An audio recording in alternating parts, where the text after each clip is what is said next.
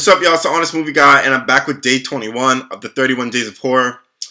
Today, I wanted to review a movie that was very current, something that came out relatively recently. So I decided to do Annabelle Comes Home for day 21. Obviously made this year. It is a part of the whole Annabelle Conjuring universe.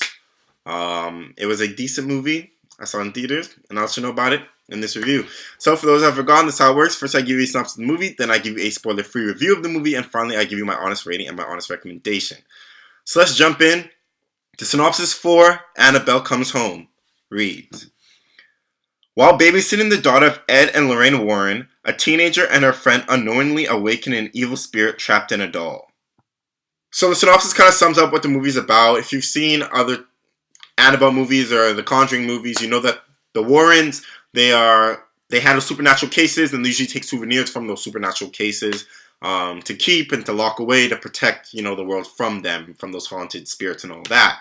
Now, in this movie, obviously, the Annabelle doll is kind of possessed, and unfortunately, its evil spirit gets released out. Something I really liked about this movie was it had more than one supernatural, ghost spirit shown. Insidious did something similar to this. I really liked how they had all these different ones from the different cases, kind of added more backstory, and also could be potential future avenues of different films that they could, create based off those other spirits shown. But I did like that they, showed all those differences, because it would have been kind of lame if it was just, okay, the Annabelle doll. But we got to see a lot of different spirits as well, so I like that aspect of it. I didn't like that there were no real consequences to any of the actions.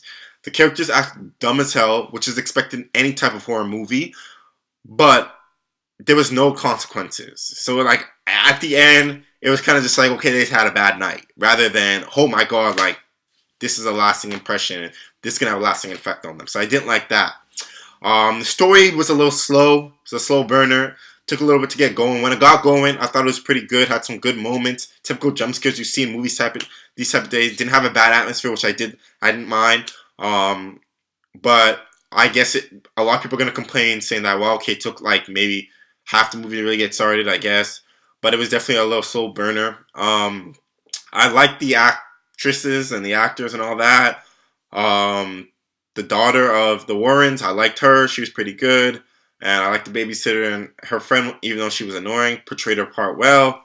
I did not like that the Warrens were pretty much not in the film at all. They were at the start and then they were at the end. They were pretty much not in the film. So, I understand that the story didn't really revolve around them, based off how it was written, but they are the centerpiece of the franchise for all of us. So we would have liked to have seen them, but it is what it is.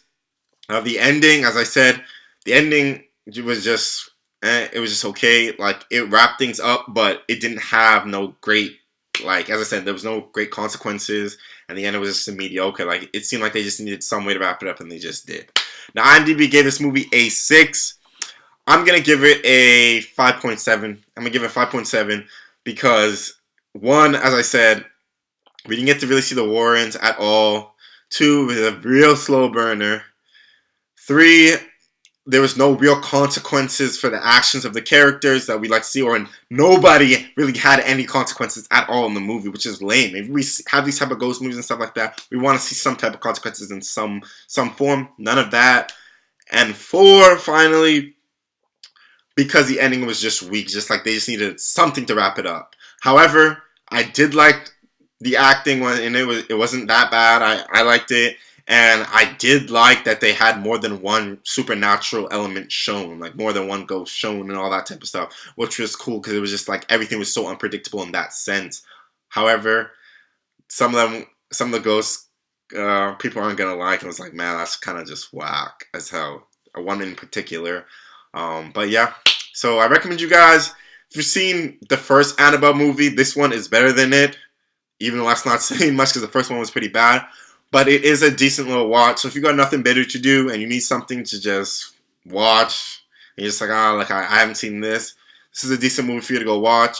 But if you're looking for a real scary supernatural ghost type movie to watch, there are better ones for you to watch than Annabelle Comes Home. That's it for this review. I am the Honest Movie Guy. Make sure to like and subscribe below and tune in to more videos for the 31 Days of Horror.